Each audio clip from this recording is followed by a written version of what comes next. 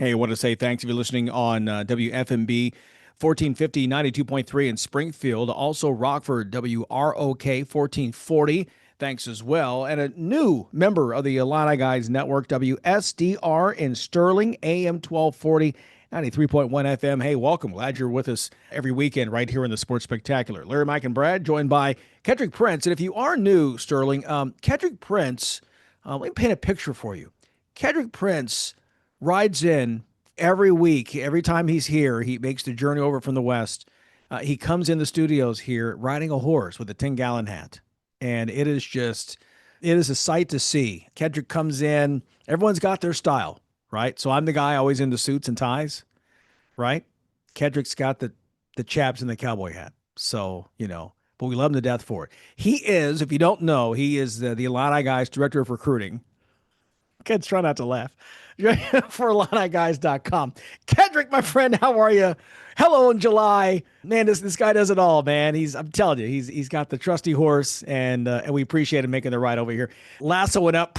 There's a recruiting roundup, lassoing up some recruiting news. Ked, first, let's talk about you had a great story this week on IlliniGuys.com that Illinois may not be done with this current roster. They're looking overseas, maybe for a replacement for Ty Rodgers. What's up with that? First of all, thanks for the great segment. Love it. First class, but I'm not surprised coming from you and Mike. Thanks for having me. So anyway, I thought the class was done. As a matter of fact, I kind of snooped around and asked, "Hey, are you guys done? What are you thinking?" I mean, just looking around, the internet, and then Coach Underwood, Brad Underwood, made a comment I heard on a radio show that they were done. Now, for people who follow the program closely, I'm sure you're probably aware that point guard slash wing, I don't know what they want to call Ty Rodgers. Mike likes to always say Swiss Army knife. He was injured, and we still don't know what the injury is. I mean, and I'm gonna tell you, everybody, you can dig it all you want. I've done a lot of homework, and they're hush with this, but I don't know how serious it is or how long he's going to be out. We just heard indefinitely. But then Marko Radanovic, a 6'7", 198-pound wing, Montenegro, is a guy that's on their radar. And what I really like about this recruitment, but I'm not surprised, once Illinois goes after a kid, everybody else does as well. Mm. He came out of nowhere, you guys, and he's put up some big numbers. But he isn't just your average replacement. Now, I don't know what Ty was going to be like coming into the season, fellas, but this kid, now he's not played in the Big Ten yet. He's 19-year-old, but he can put up some big numbers. I like how athletic he is. He reminds me of a way more polished wing than Trey White, much better shooter. Wow. Again, the competition, is not in Division One level and at the Big Ten level, but to go out and get him, and he's athletic. He is really athletic, and that's probably one of the reasons that they're going after him, you guys, is because he's athletic. And I know that's a key position that they're going to have, with this roster next year. So I'm not surprised. I know there's interest on both sides, his interest in Illinois. And what's good about Illinois, you guys, is that they're putting guys in the league, and they have done extremely well recruiting players overseas, and that bodes well for Illinois. I mean, they're not foreign, pun intended, to getting these guys on campus. Yeah, how hard is it, Kat? It's already July. How hard is it to get all the transcripts and all that stuff squared away? Is this something that we could expect a guy to be playing in November, or is this one of those things that you kind of target after the break type of thing? Mike, that's a great question. And I said on this radio show, and I put it on IlliniGuys.com multiple times, Illinois is really ahead of the game when it comes to this. This time, I am concerned a little bit because the Ty Rodgers news did come late, but I will say the University of Illinois, they do a really good job.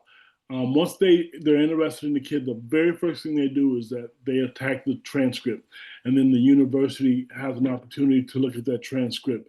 And so if there's a possibility that he can't get in, and if they see loopholes, they don't bother it. Excuse me, they don't bother with it. So I think there's a possibility, but I will say this: if they're pursuing him, and how long they've been doing it, we don't know, but it won't be anytime soon. At least I don't think, because of the fact that there's so much that goes on, and I mentioned it multiple times before, that goes on with these players because there's a lot to get them in on campus. So it's not easy as it seemed to get these kids on campus.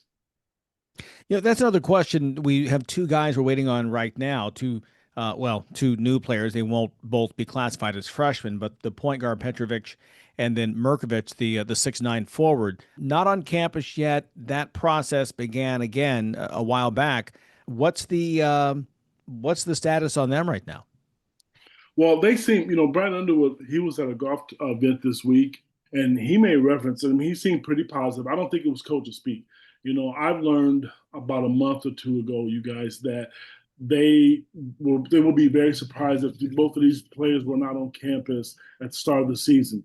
But again, it's a lengthy process. The bad part about not having them right now, the players started working out in June, and it's July. It's the middle of July.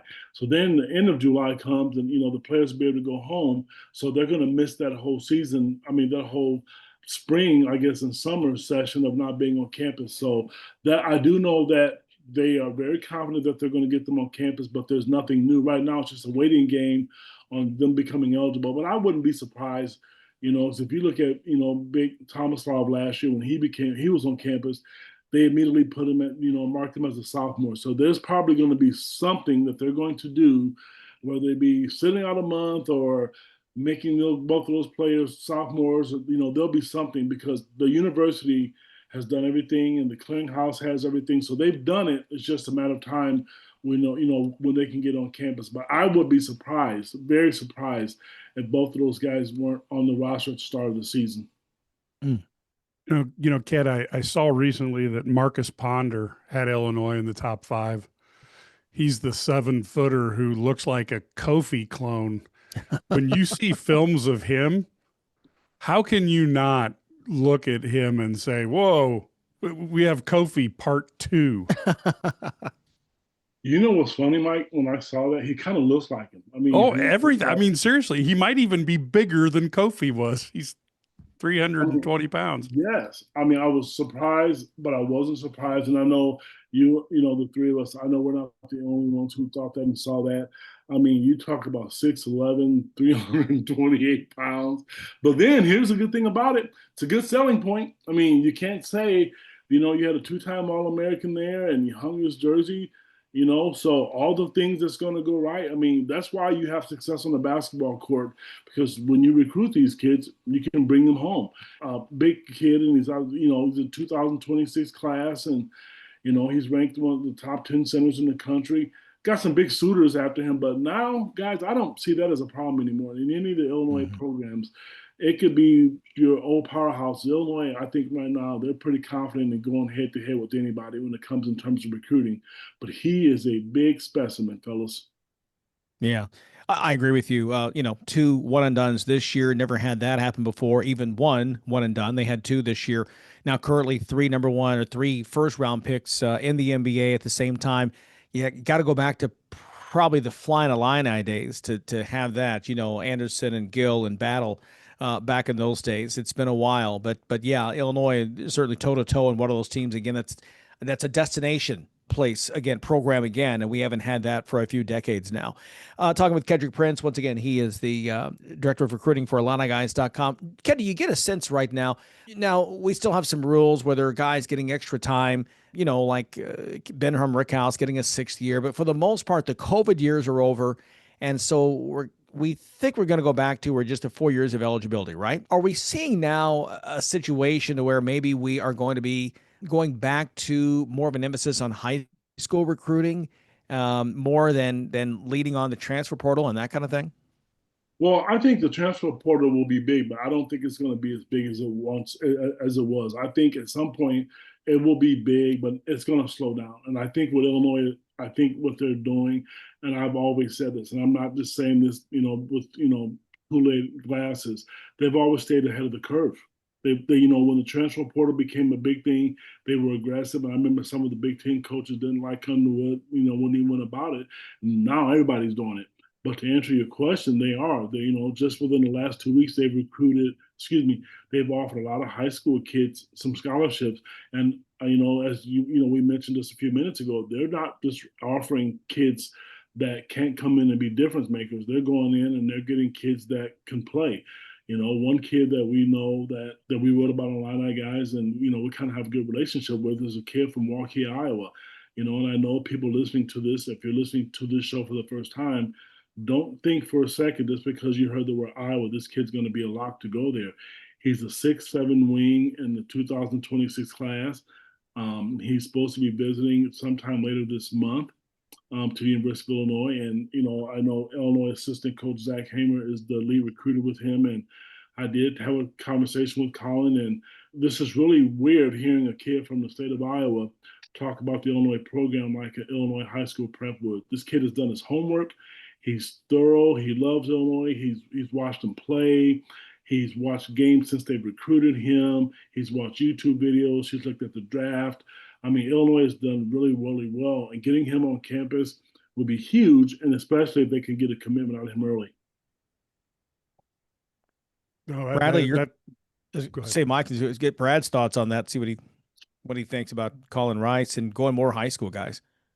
Yeah, I agree. I think there's going to be more an emphasis on high school guys moving forward because of, like you mentioned, Larry, there's no more COVID years. There's no more guys who are getting that extra year, and so I think that's why you're seeing Illinois do such a good job in 2026 of getting like a 4 or 5, even 5-man class, which is earlier with the portal the way it was, you didn't want 5 freshmen because you couldn't play 5 freshmen and you'd be playing against 23-year-olds. But Illinois also made I don't know if Colin Rice is one. They also made the top 7 for a massive kid, a 7-foot center named Marcus Ponder this week. Yeah.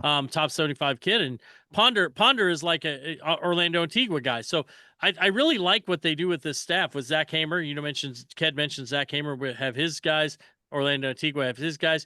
Jeff Alexander's going to bring in somebody from Europe, probably maybe from the West Coast. And so you have such a diverse group of recruiting, and you recruit all these different areas. But I think high school recruiting is a big part of what's going to happen down the road because you're not going to have as many guys going to the portal, especially with these new agreements that are in place as well, where you may have to actually buy out a player out of his contract. With Illinois getting older, I think this year they'll be able to put the treadmill at practice they can maybe get that all refurbed and ready to go for next year when they get 5 freshmen. You're going to need those treadmills. Exactly. Hey, Ked, one more player we're going to talk about. There was a kid you said class of 2028 that Illinois is talking to. Can't do the math yet. So he's a rising sophomore? Yes, can you believe that? Strazelik, 6'11" kid, Christ the King Regional, 2028. I don't want to repeat myself, but I kind of get excited seeing the University of Illinois being what the University of Illinois once was, you guys. They are not just recruiting, selling dreams. They're now recruiting, 2025, and they're offering scholarships to kids of 2028. And they're not just shake your hand offers because, hey, I'm walking by and you dunk the basketball. Brad, if you remember, a year or two ago, you and I were together with Coach Underwood and watching a player, and his assistant coaches can look at a player, but Brad has to analyze that player 2 or 3 times or 4 times before an offer is made. So that should tell you how good of a player he is, especially, in the class 2028. And if you can build relationships with those guys, get them on campus, and the guys that, Larry, that you mentioned that are having success in the NBA, that's great. You got 2 7-foot guys on campus right now that are twin brothers that are guys they're 5s, but they're literally stretch 4s. So that's all the selling points that they have, you guys, they can sell to kids like Zelik because the program, the proof's in the pudding. There's nothing that Illinois doesn't have that other programs don't have. We mentioned facilities here before, and then winning games. That's the other part of it. Yeah. And I'll tell you what, I don't want to minimize this. The national media that the Big Ten get in the University of Illinois is second to none. I've heard other media members, and I mean this, talk about how well Illinois promotes their program. How many programs have you seen basketball footages of the summer program like the University of Illinois. I've not seen it. To be honest with you, Colin Rice mentioned it to me once. Yeah, I totally agree, Ked. The other thing I would say is when you look at a kid like him, he's another one that has they built these great relationships. So he's a New York Riverside Hawks guy, right? And so that's the same. That's where Kofi started. That's the first ones before he went to the Wrens. Those guys were involved in Kofi. So they have those relationships. They're able to go out and get these kids in 2028. Even they're really good, but they can recruit nationally now because they're, like Ked mentioned, their name program and their facilities are otherworldly. You know, it's funny. Peja Stojakovic toured the Ubben facility with Andre, and he was like, hey, "This is better than what I had when I was to the NBA." So this is what you're looking for, right? Yeah, and that's another thing that probably Josh Whitman was either incredibly lucky or very farsighted when, before all this NIL stuff blew up, he had invested heavily in the basketball and football facilities, and his timing was nothing less than perfect.